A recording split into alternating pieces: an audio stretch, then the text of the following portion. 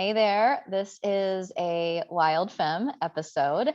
And if you're new around here, Wild is definitely about our connection to nature, but it also stands for Women into Living Their Dreams, because I believe that we have to take care of our bodies if we want to live this one wild life. And with me right now is Mia Tarduno. She is a women's mentor, a yoga instructor, and a women's gathering facilitator. Her mission is to connect people with their natural states of being to restore balance in their health, lifestyle, work, and relationships. And her offerings include movement, yoga, rituals, menstrual cycle awareness, and exploring vulnerable moments and conversations. She's actually a 500-hour registered yoga instructor, a certified trauma-informed yoga teacher, and certified professional life coach. And I just love that her work blends tools of women's wisdom, breath work, somatic movement, cyclical living, and yoga to nourish and find balance in the body, mind, and spirit. So, welcome, Mia. Thanks, Jenny. It's so nice to be here with you.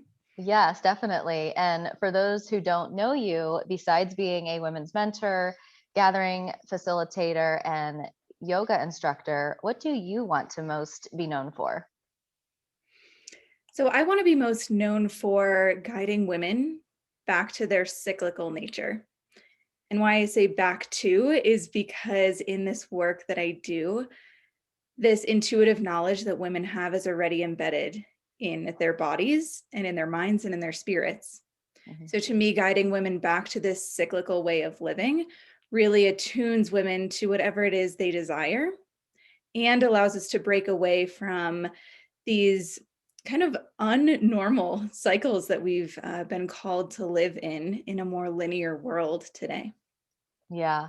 I feel like you just got into it, but tell me more because I know we're going to talk about living in tune with the moon, and that'll be the focus because there's so many different directions we could go with cyclical living, of course. But in terms of living in tune with the moon, tell me more about what you were just saying and like why is that so important? Why is that something that we should bring to our awareness? Yeah, so women themselves are cyclical beings. So when we work in this way back in a cyclical nature, it's really coming back in tune with what we already are. So whether it's following the menstrual cycle, the seasons, and we'll talk about the moon today, it really gives us back that rhythm that our bodies are already naturally in, so that Hmm. our bodies really like to sit in. And that allows us to go through these phases of having a lot of energy and being out in the world and being excited. And it also allows us space to have the energy to sink back in and to retreat and to reflect. And for those listening, you might already start to feel what those different kind of energies feel like in your body, that many of us can feel this wide range of emotions. And instead of feeling like some are good and some are bad, when we're following something that happens in nature, like the moon, we don't think of a full moon as better than a new moon, or a waxing moon is better than a waning moon. It just is. Hmm. And when we start to work in that way and recognize that something as beautiful, spiritual, real as the moon has permission to be different in all of these phases, so can we as women. Yeah, and where does this come from? Like, can you expand a little bit upon the history of this concept and what you teach and this, yeah, the awareness that we have of our connection with the moon? Where in your thoughts anyway, does it come from? Yeah, so there are a lot of lineages that if you go way, way back in history books, one of my favorite quotes is that there was an archaeologist who was finding a bone, and it was of a male, and it had 28 and a half ticks on it, Mm, like it was a calendar. interesting. And why else would have they needed, 28, 29 ticks on a bone to keep track of time? But the idea was that in cultures that really lived with the cycles and seasons, it was really important for them to know when women were going to sync up with the moon to have menstrual cycles. So, in a time when humans lived by the moon cycles, women's menstrual cycles synced up quite a bit more than they do today. So women would naturally bleed mostly on the new moon. And why this could be helpful for nomadic tribes going way back is to know when women were fertile, Mhm. when women needed to rest, when women had a lot of energy. It would have been really hard to pick up and move an entire community if all of the women were on their menstrual bleeds during that time. So it was really this practicality to start off with, just to know like where are the women at and how can we work with their energies. And so now today we haven't necessarily lost that. We just feel more disconnected to it Mhm. because the agency of our things to kind of need to work around that moon cycle are not as much because we have modern technology that we don't need the light of the sun or the light of the moon to be able to get around. But it doesn't mean that as women we've lost our connection. Right. And what is your thought on that idea of syncing with the moon? And if there is a woman listening who's menstruating and she's thinking, so what if I do bleed on the new moon? What if I bleed on the full moon? What if it's somewhere in between? Yeah, what are your thoughts on that and how that can either be helpful to sync with, or if it's not so important, and if it's Yeah. more just being aware of where you are connected in your cycle to the moon and what energy that might bring in. What's your thoughts on that?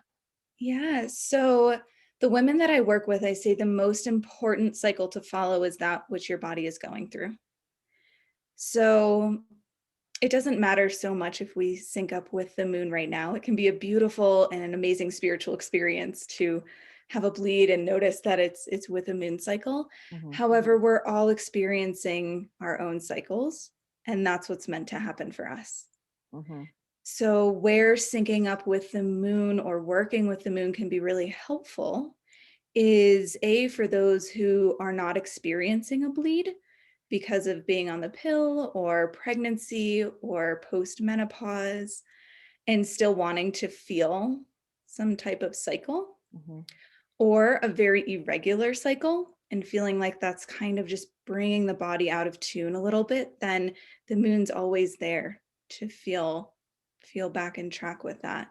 And then B, it actually can help some women come back in to a cycle. So if there are times where there are a couple missed periods or there's a lot of irregularity, sometimes standing under the moon each night and noticing what's happening to your body and what's happening with the moon phase can actually help trigger. It's actually the pituitary gland in our brain that is light sensitive. Hmm. And it can actually help bring that back online so that our hormones start to align back up to bring in the cycle. So it's this beautiful, like biological, but also spiritual experience of living in tune with the moon to come back into tune with our cycle. It's so interesting, and it's undeniable once you notice and become aware of it. I think it might sound crazy at first, or just like, how does that even work? Where's the science? Or not that there's not anything to explore there, but just your own experience with it. I think it's undeniable once you start to notice different shifts and different patterns. And I guess I'm curious too, what other sort of patterns or recommendations, if you want to call them that, for cyclical living would you offer? Like, if we were to even go through the moon cycle and each of the phases, can you sort of describe the energy of each one, the invitation of each one, and how that might fit in with our own awareness and our own approach with our lives?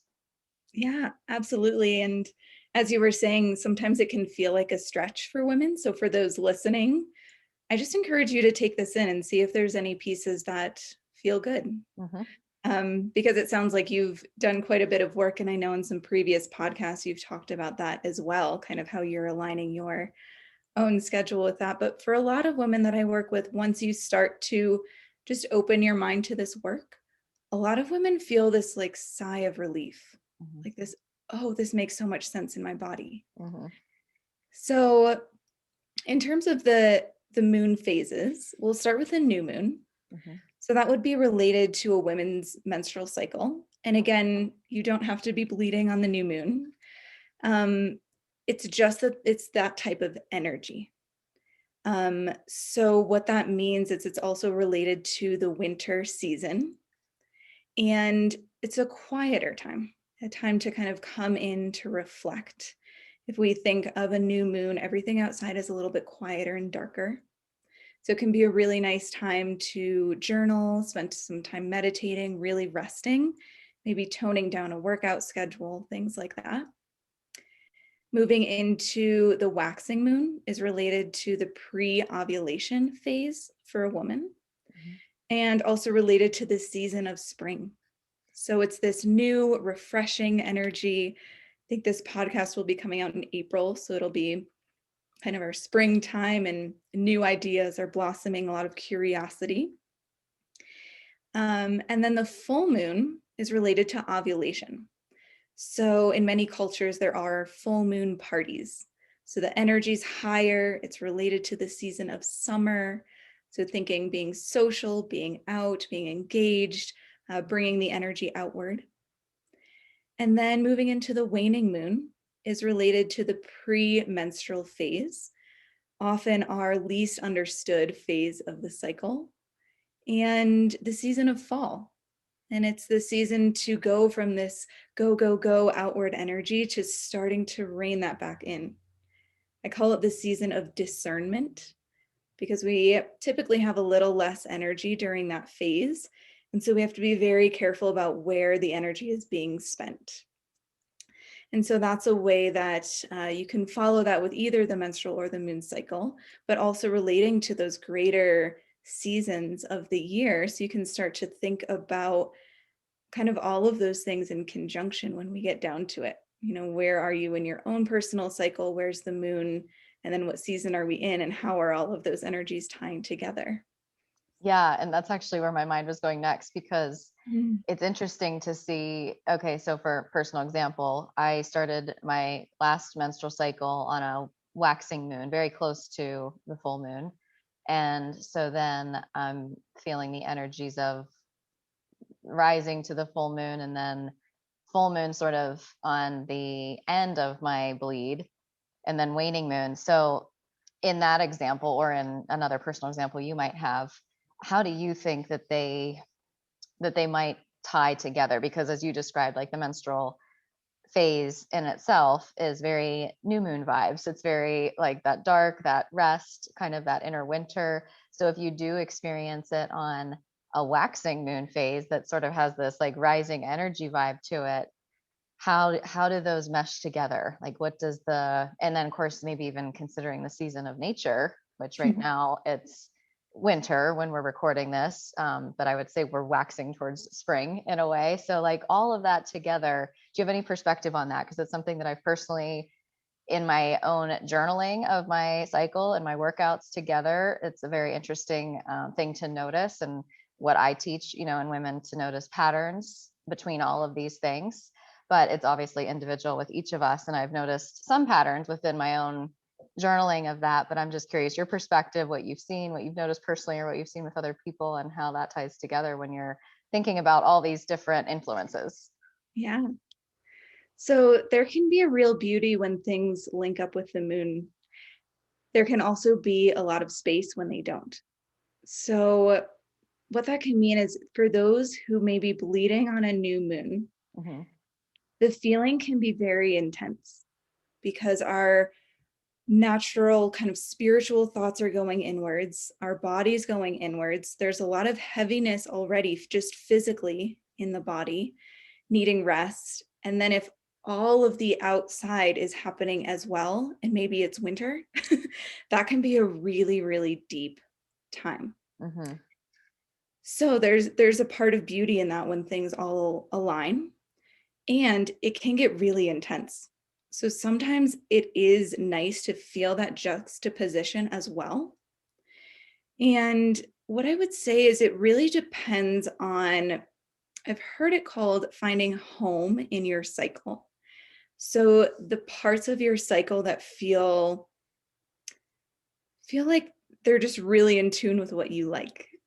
So for those people maybe who are more introverted and they like that coming in time, it can be nice to be menstruating when others are, like during a full moon. So when others are really out and outwardly going. Because for them, if they are ovulating during the time of the full moon, that can feel really overwhelming because their energy is high, but everyone else's energy is high. Nature's energy is high. So it's kind of this like really super summer. So if you think of being at a huge party and all of these people and noises and music, and then your body's feeling jittery, and it's kind of that feeling of like, whoa, maybe a little too much. Mhm. So it can actually be nice to kind of be in that switch. Um, and then the other way around. So if you're bleeding on, or if you're ovulating on the new moon, everything else is a little more tame, but you have a little bit more energy. So what I would say is just that it can be a really nice practice to, like you do and you're doing with your clients, is just to notice. So what's happening in the body, but also what might be happening in nature. And does that feel really aligned, or does that feel really overwhelming? And then what self-care practices do you need to do to either really push yourself and get yourself out there, or maybe really step back and protect your own energy for a little bit, or maybe somewhere in between. But that's kind of how I work with both of those cycles. Again, following the menstrual cycle first, if that's happening in the body, but then just noticing what might be happening around, and is that influencing what's happening in your own cycle. Just kind of taking into account where the moon cycle can just give you a little heads up, maybe if you're at the grocery store, to realize, okay, everyone seems like they are running all over the place today. Is Mhm. it near a full moon? Is everyone's energy really heightened right now? And then where are you? And what do you need to do to be able to take care of yourself in that season? Did Yeah, that help? yeah, those That's are a really good big topic. questions, really good like reflection points to ask. And I always ask in the Wild Femme episodes to the guest, do you have a cycle that you anchor to, whether that be your menstrual cycle, the moon, the seasons? And I obviously we're talking about it, but is there anything that you would add there with how you anchor to any of those cycles and what that feels like or how it looks in your life with managing your energy? Yeah, I'm tempted to say I anchor to all of them. Right. I thought you were gonna say that. Yeah. um, Definitely menstrual cycle is number one for me. I track that every day. Mhm. That's a really consistent schedule for me. Like we were just talking about, I love to know where the moon is so that I can just kind of start to figure out what might be happening in other people or other energies around me, Mhm. what's happening in nature. I live in a seasonal place, so it's very obvious to me what season we're in. And With the those other shifts thing that I between the really, seasons, you mean, right? yeah. Yeah. Mhm. Um, and then the other thing that I really like to anchor to is the lunar holidays of the year. Mhm. So those being the equinoxes, the solstices, and the halfway points in between them. So it's been called the Wheel of Eight. And I host a women's circle during every one of those so that we sit together in community and actually have those 8 pause points during the year. But to me, that brings a beautiful way of cyclic living to the entire year that I feel like anchors in a more feminine way rather than saying it's January, we have to make all of our goals now, and it's December, and we probably should have done them all by now. And instead, it's this wheel that's constantly turning. And each of those holidays, the lunar holidays, each has energy to them as well. Yeah, rather than it being linear, it's very cyclical. It gives Yeah. you that sense. I mean, yes, we have cycles like, okay, it's gonna be January again, and you could think of it Mhm. in a cycle that way, but I see what you're saying in that it's, like January to December even. It's almost like Yeah. that's a line, right? There's a beginning and an end. Yeah. Is what it at least feels like to me where I grew up, is Mhm. January is the beginning of the year and December is Yes. the end of the year, instead Yeah. of it just continuously going in a Instead of, for example, like we're coming upon the spring equinox and then next spring equinox will be like full cycle. Is that how you would think of that as far as those anchor points? Full cycle from one point in that wheel to the other? Or I know there's other points in there, Yeah. like you were talking about the solstice and then the Mhm. midpoint days, but Yeah, it's more so thinking of it kind of in a seasonal way that I know you've spoken about in your podcast before about having those seasons of like putting seeds in, allowing them to sow, mhm, allowing them to bloom and blossom and to decay. And so I think of it less as like an entire cycle around because there isn't really a beginning and an end. mm, It's just what energy are we working with right now? So you could yeah, think of like the seasons of winter and those seasons of the lunar calendar as well, kind of as the decay and the death. But within a circle, that's not the end. Like it's just another beginning. you're right. So Yeah. it's just continually turning. It's almost it kind of plays with your brain a little bit That's a because neat way to think about it. That helps. yeah, Yeah. Even we're just so I that think it's metaphor yeah. of a seed itself, because you're right. It doesn't, like, yeah, you might think of it as an end, but if you really think about it, it doesn't have that end point. Right. So I'm curious, somewhat related question in my work, but one that I always love to ask as well. Are you moving your body today? And if so, what's that going to look like? And I say related to what we're talking about because in my work, it's always cyclical in terms of Yeah. movement and exercise anyway. Absolutely. Um, yeah, so I am on day 2 of my cycle right now. So usually exercise for me looks like going on a trail run or cross country skiing. But today it looks like maybe a little walk around the block. We'll see. And I did some restorative yoga this morning. Hmm. And if I can stay awake for it, I'll do a little bit more of restorative yoga before bed. But that's my workout, non workout routine for a day 2 of my cycle. I can relate. That sounds very similar to how my body normally feels on day 2. Mhm. So interesting. Yeah. And what's one thing that you do most days anyway for your health? This is a tough question because I think of health so holistically that I'm tempted to say almost everything I do is for my health. I get Um, it. yeah, I journal for my mental health. I have a journaling practice most days. I really enjoy cooking, and that's a really great practice to work on, first of all, some fun and creativity, and then also nourishing my body. And just getting a variety of vitamins and minerals. And most days, I love to get outside and work my body, but then also be in nature. So to me, that's kind of what my holistic day of health kind of looks like. Yeah, I love it. And what does wild mean to you? Wild to me means free. It means taking away the barriers to the original spirit of that which we are born in. Beautiful. Is there anything I didn't ask you about cyclical living, about living in tune with the moon that you feel might be important to share and related to what we already have talked about, or not related, just anything that's on your mind that you want to add? Yeah, I think what I would say, I mean, there's so much we can get into about it.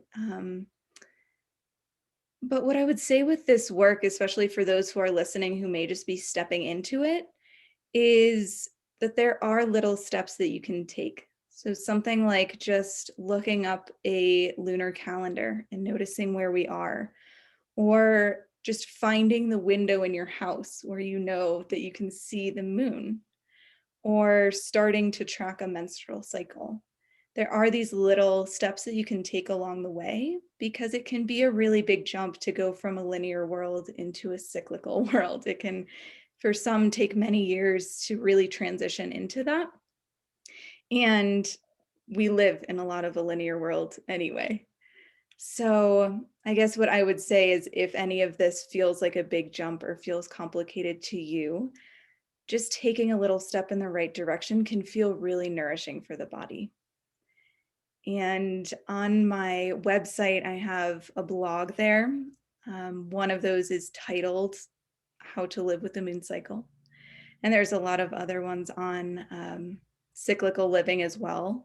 So if this gets complicated, or for those who like to read and see charts in a better way, you can just go back to that for some reference to kind of revisit this information. That's perfect. And those links will be in the show notes for those of you watching the link here. Beautiful. Thank you so much, Mia, for sharing all this and for the work you're doing to, like, as you said, remind us of our cyclical nature and help us return to that, because it is easy to get away from it. And it's like an intentional act, intentional thought to anchor back into that and remember kind of what is our, especially as women, what's within us already, within our bodies. So I appreciate that. And Thank you so much for having me, Jenny, and for doing this work as well, and for amplifying the voice of other women. It's really important. So thank you so much. Oh, my pleasure. And thank you for those of you watching, listening, learning. And as I always say, until we chat again, go live your one wild life.